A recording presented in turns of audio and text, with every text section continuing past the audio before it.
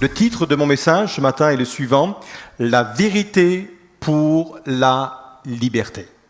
Et on va faire cette lecture de ce verset tant cité, extrêmement connu, que l'on trouve dans l'évangile de Jean, chapitre 8 et verset 32. C'est une affirmation puissante où Dieu dit « Vous connaîtrez la vérité et la vérité fera de vous des hommes, des femmes, des êtres, des personnes libres. » Les valeurs qui sont des valeurs universelles, qui ont fait leurs preuves, sont remis en question et on sent qu'il y a un vrai combat, qu'il y a une vraie offensive contre la vérité.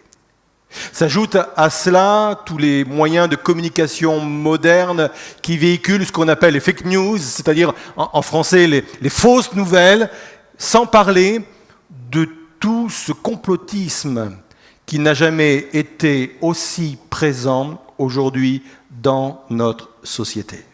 Et je le répète, je ne cite pas les choses comme cela pour vous faire repenser à ce qu'on vit, mais vraiment dans le but de se positionner face à la vérité. Toutes ces choses que je viens de décrire sont des signes qui sont décrits dans la parole de Dieu comme faisant partie des signes de la fin des temps. S'il est important de se positionner du côté de la vérité, c'est parce que la Bible affirme que le Père, le géniteur, le créateur du mensonge, c'est le diable. Il a mis en place lui-même cette stratégie pour venir manipuler, pour venir tromper l'humanité, et cela dès le jardin d'Éden. Alors on va se poser cette question, quelle vérité faut-il rechercher pour être libre? Et j'ai 3 réponses à vous communiquer. La première, il faut rechercher la vérité sur ce qu'est réellement la liberté. Deuxièmement, la vérité sur soi-même. Alors, à la première réponse de cette question, quelle vérité faut-il rechercher pour être libre? C'est celle-ci, la vérité sur ce qu'est réellement la liberté. Pour comprendre cela, il faut nous rendre dans le livre de la Genèse, parce que c'est là où Dieu a mis des lois, c'est là où Dieu a mis des principes qui vont gérer ou régir notre monde. Donc c'est important de revenir. Et quand je vais au livre de la Genèse, la première fois que Dieu a rencontré l'homme, cela a été, écoutez bien ceci, pour mettre un système de restriction. Je vais le dire autrement. La première fois que Dieu a rencontré l'homme, c'était pour lui donner un interdit. On le trouve au chapitre 2, verset 16. L'Éternel Dieu donna cet ordre à l'homme. Tu pourras manger de tous les arbres du jardin, mais, c'est souligné, tu ne mangeras pas de l'arbre de la connaissance du bien et du mal, car le jour où tu en mangeras, c'est radical, tu mourras. Dieu est en train de mettre en place un régime, il faut le comprendre comme cela, pour garantir notre liberté. Mais c'est quoi alors la liberté? Alors je sais que quand on pose cette question, la réponse la plus commune est la suivante. La liberté, c'est quand je fais ce que je veux. C'est quand je dépends de rien ni de personne. Quand je lis ce que Dieu dit au travers de ce verset cité dans la Genèse, je m'aperçois que Dieu a une autre approche de ce qu'est la liberté.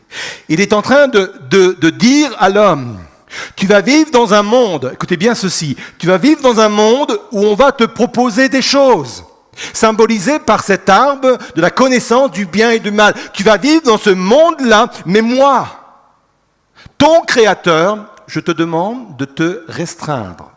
Et c'est là où la parole de l'apôtre Paul est très pertinente. Nous la trouvons dans 1 Corinthiens 6, verset 12, et il est dit ceci, « Tout m'est permis ». En d'autres termes, il dit, « Tu es libre. Je suis libre, tout m'est permis. » Certes, mais tout n'est pas bon pour moi. comme dans le jardin d'Éden, comme l'homme s'est retrouvé face à ce que Dieu lui disait au travers de cet ordre. Tu es libre de faire ce que tu veux, parce que Dieu a créé l'homme et nous a créé libre. Tu es libre de faire ce que tu veux, mais tout n'est pas bon pour toi. Il continue, tout m'est permis, c'est vrai, et il insiste lourdement, nous sommes véritablement des êtres libres, de base. Mais il ajoute ceci, mais je ne veux pas me placer sous un esclavage quelconque. Et là, on touche des vérités puissantes. Certains de nos choix nous conduisent à la perte de liberté. Je peux regarder ce que je veux à la télé, je peux regarder ce que je veux sur Internet, je peux orienter mes pensées là où il me semble bon, je peux entretenir n'importe quel sentiment à l'intérieur de mon cœur, je peux m'adonner à toutes sortes de pratiques, je peux faire cela. Mais non seulement je prends le risque de rater le but de ma vie, parce que c'est le sens du mot péché, rater le but, mais en plus de cela, je prends aussi le risque de me mettre sous une dépendance, pour ne pas dire sous une influence. Et pour nous aider dans nos choix, pour nous aider à nous préserver de tout ce qui va nous rendre esclaves, il y a la connaissance de la vérité.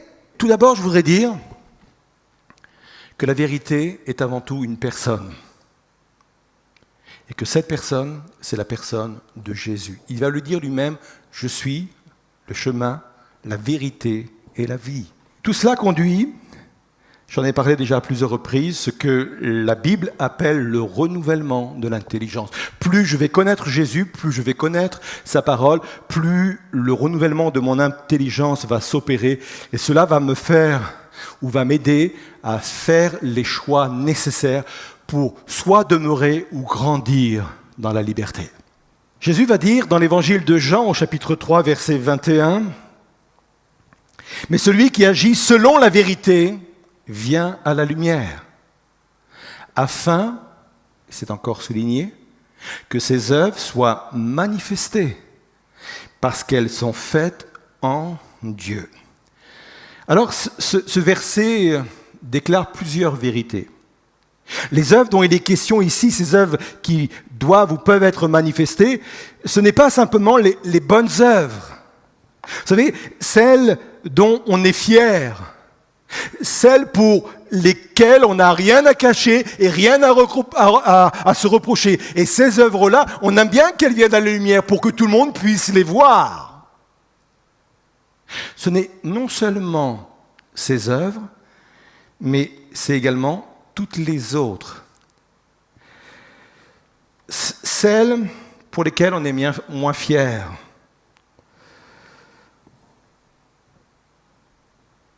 Celles même qu'on ne connaît pas forcément. Venir à la lumière consiste à dire « dis-moi la vérité sur moi-même ». Je ne me connais pas toujours, je ne me connais pas très bien. Dis-moi la vérité sur moi-même. Je viens volontairement et délibérément m'exposer à la lumière pour cela. Et j'aimerais vous dire que c'est ça qui rend libre. C'est la connaissance de la vérité sur nous-mêmes. David va dire dans ce psaume magnifique, 26, versets 2 et 3, lui aussi, il vient à la lumière. Lui aussi, il vient là devant la face de Dieu et il dit « Sonde-moi, Éternel, éprouve-moi et examine mon cœur et mes pensées.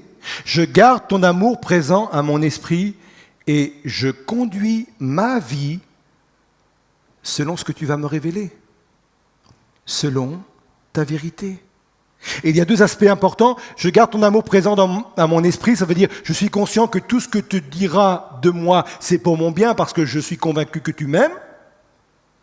Et il dit, je prends l'engagement de conduire ma vie selon ta vérité, selon ce que tu me diras de moi. 2 Corinthiens 6, verset 2, il dit ceci, ce sera notre dernière lecture. Car il a dit, au temps favorable, je t'ai exaucé. Au jour du salut, je t'ai secouru. Voici maintenant le temps vraiment favorable. Voici maintenant le jour du salut. Le contexte est le suivant. Dieu est en train de dire, il y aura un temps où vous serez réellement libre, où le salut va venir frapper à votre cœur. Mais il s'ensuit une liste de choses qui va nous conduire à ce temps favorable, à ce temps salutaire. Et c'est ce que nous trouvons au verset 7. Ce temps de délivrance va arriver comment? Par la parole de la vérité, par la puissance de Dieu, par les armes offensives et défensives de la justice.